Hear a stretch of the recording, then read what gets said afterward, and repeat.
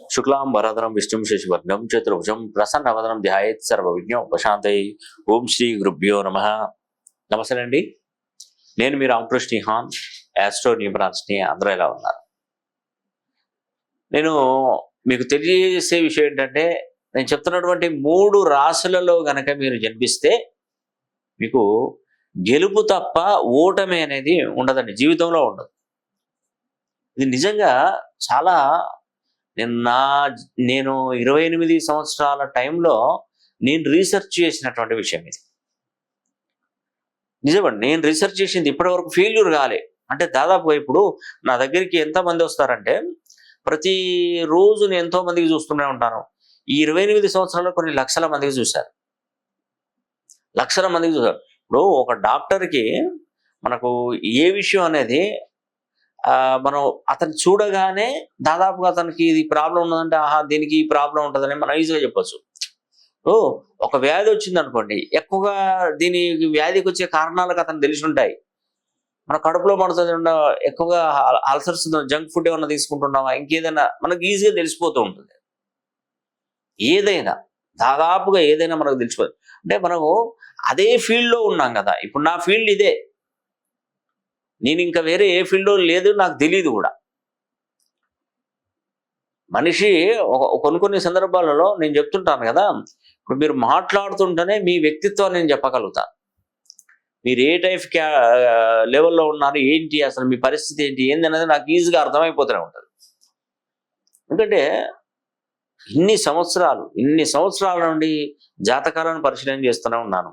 అన్ని విధాలుగా nameology, graphology, signaturology, ప్రొనాలజీ, Indian western numerology, Indian western astrology, ప్రశ్నాశాస్త్రం, హస్తరేఖలు, గవ్వలు, తాళపత్ర గ్రంథాలు.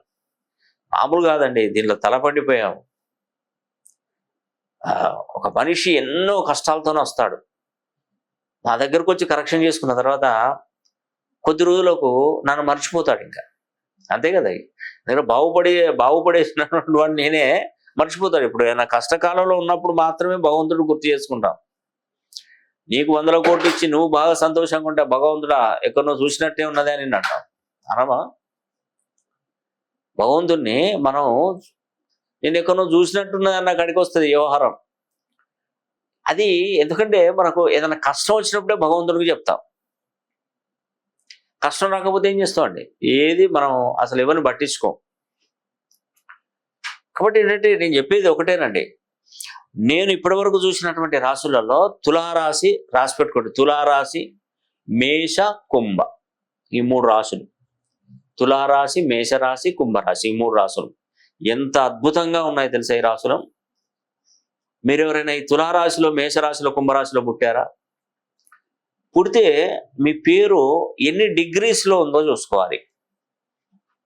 ఒక ఆవిడకు జాబ్ వస్తలేదు, రజిత అనే ఒక ఆవిడ ఉంది నా దగ్గర. కరెక్షన్ డిఎస్సి బిఎడ్ రాసింది, డిఎస్సి ప్రిపేర్ అవుతుంది ఆవిడ. సార్ 3 సార్లు రాస్తే 3 సార్లు 1 మార్కుతో మిస్ అవుతుంది, 2 మార్కులు ఒక్కోసారి ఈ ప్రాబ్లం ఉందని చెప్పింది. రజిత అనే పేరు నేను క్యాలిక్యులేషన్ చేస్తే ఆవిడకు 80 డిగ్రీలే ఉంది.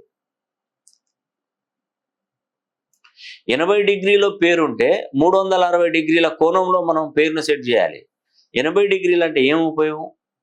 కనీసం 3/4 అట్లా కూడా లేదు, 90 డిగ్రీస్ కూడా లేదు పేరు. దానివల్ల ఏమవుతుందంటే అమ్మాయికి వివాహం కాలేదు, చదువుకొని ఉంది, ఉద్యోగం రాలేదు.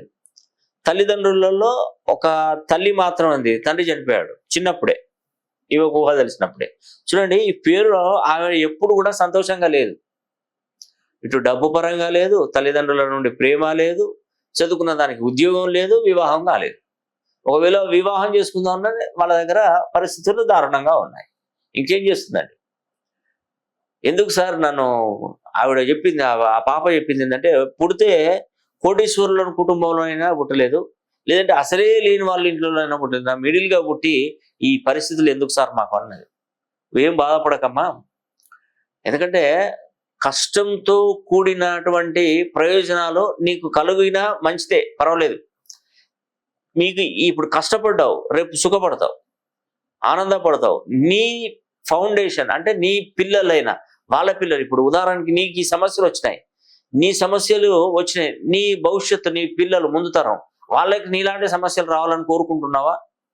కాబట్టి నీతోనే ఎండ్ చేయిపోయి నీ పిల్లలకి మంచి భవిష్యత్తు, మంచి చదువు ఇప్పించు, మంచి పేరులో ఉన్నటువంటి సంఖ్యాబలాన్ని పెట్టు.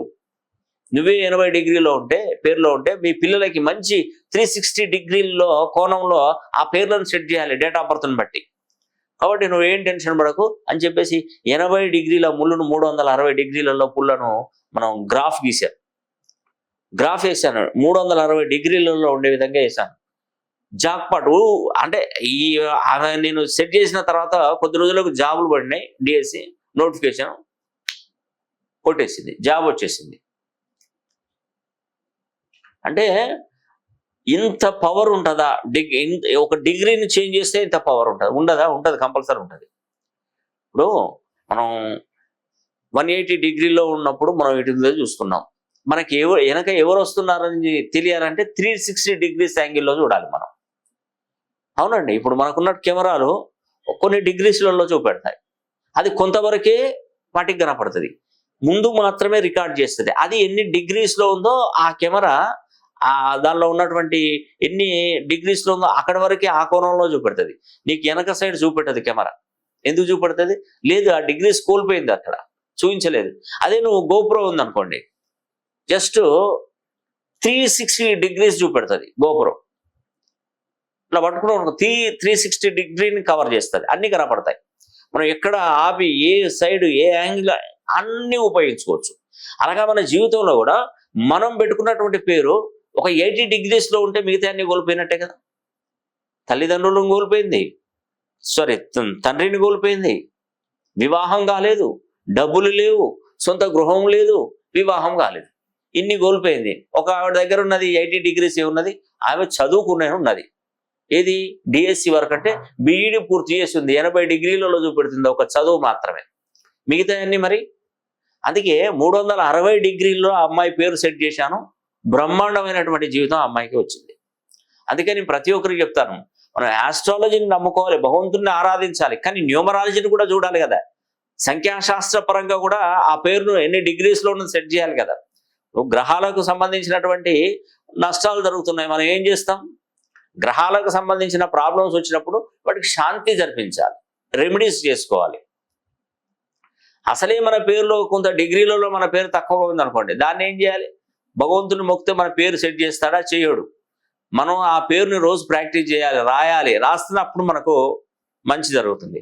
భగవంతుడు నీకు ఏమిచ్చాడు? ఒక పుట్టుక ఇచ్చాడు, ఒక డేట్ ఆఫ్ బర్త్ ఇచ్చాడు, రాశిని ఇచ్చాడు, నక్షత్రాన్ని ఇచ్చాను, లగ్న బలాన్ని ఇచ్చాడు. అంతేగాని నీకు పేరును ఇన్ని డిగ్రీస్లో పెట్టి అదే రాశి కింద పడేయలేదు, నేను భూమి మీద పడేయలేదు. సగం తను చేసి సగం మనకు వదిలిపెట్టాడు. ఈ రెండింటిని మనం మ్యాచ్ చేసుకోగలిగితే మన జీవితం బాగుపడుతుంది. కొందరు పేర్లు పెట్టుకునే విషయంలో కొందరు 360 డిగ్రీస్లో తెలిసో తెలియక పేరు పెట్టుకుంటారు. ఇప్పుడు నరేంద్ర మోడీ ఉన్నాడు అనుకోండి, 360 డిగ్రీలలో ఉంది పేరు, 41వ నంబర్ వస్తుంది. అతనికి ఏం పేరు కరెక్షన్ చేయలేదు, గ్రహస్థితిగతులు కూడా మంచిగా ఉన్నాయి. కాబట్టి దేశానికి ప్రధానమంత్రి అవ్వడం అనేది కూడా అది మామూలు విషయం కాదు, ఇంపాసిబుల్. ఎవరికి ఉంటుందండి ఆ అవకాశం? ఎవరికి ఉంటుంది చెప్పండి? అది కారణ జన్ములకు మాత్రమే ఉంటుంది. లక్కీగా ఏంటంటే తన పేరు 360 డిగ్రీలలో ఉంది కాబట్టి అతను ఒక మంచి పొజిషన్కి వచ్చాడు. అంటే అదృష్టం అట్నే ఉంటుందండి, మనిషి అన్నప్పుడు అదృష్ట యోగం అట్లనే ఉంటుంది. అందుకే నేను ప్రతి ఒక్కరికి చెప్తున్నాను, నేను సామాన్య కుటుంబంలో జీవించాను, సామాన్య కుటుంబంలో బ్రతుకుతున్నాను, నాకు ఎవరు తెలియదు, నా పవర్ ఏందో నాకు అర్థం కాలేదు, ఇవన్నీ మనసులో పెట్టుకోదండి. మీరు చేసే ప్రయత్నం మీరు చేయండి, నేను చేసే ప్రయత్నం నేను చేస్తాను, మీ పేరులో ఉన్నటువంటి సంఖ్యాబలాన్ని నేను సరి చేస్తాను, మీకు తిరుగుండదు. తులారాశి వారు కానీ, మేషరాశి వారు కానీ, కుంభరాశి వారు కానీ, ఈ 3 రాశులలో పుట్టినటువంటి వారు మీ జీవితంలో మీరు ఎన్నడూ చూడలేని అదృష్టాన్ని మీరు చూడగలుగుతారు. ఇప్పటికీ మీ ఏజ్ చాలా ఎక్కువగా ఉండని, తక్కువగా ఉండని, కానీ మీకు మంచి మూమెంట్ వస్తుంది. అయ్యో మీరు చెప్పిన తులారాశి నాదే, మేషరాశి నాదే, కుంభరాశి నాదే, మాకేమంత పెద్దగా ప్రయోజనం లేదే అని మీరు అనుకుంటారు. ఉంటుంది అని నేను అంటున్నాను. ఎప్పుడు ఉంటుందంటే మీ జాతకాన్ని సరి చేసుకున్నప్పుడు, మీ పేరుని 360 డిగ్రీల్లో దాన్ని సెట్ చేసినప్పుడు, తర్వాత మీ యొక్క డెస్టినీ నంబర్ ప్రకారము ఈ యొక్క నడిచేటువంటి దశలు, అంతర్దశలు, లగ్నం ప్రకారము, లగ్నం ప్రామాణికంగా తీసుకోవాలి. ముఖ్యంగా మానవ జీవితానికి లగ్నం అనేది వెరీ వెరీ ఇంపార్టెంట్.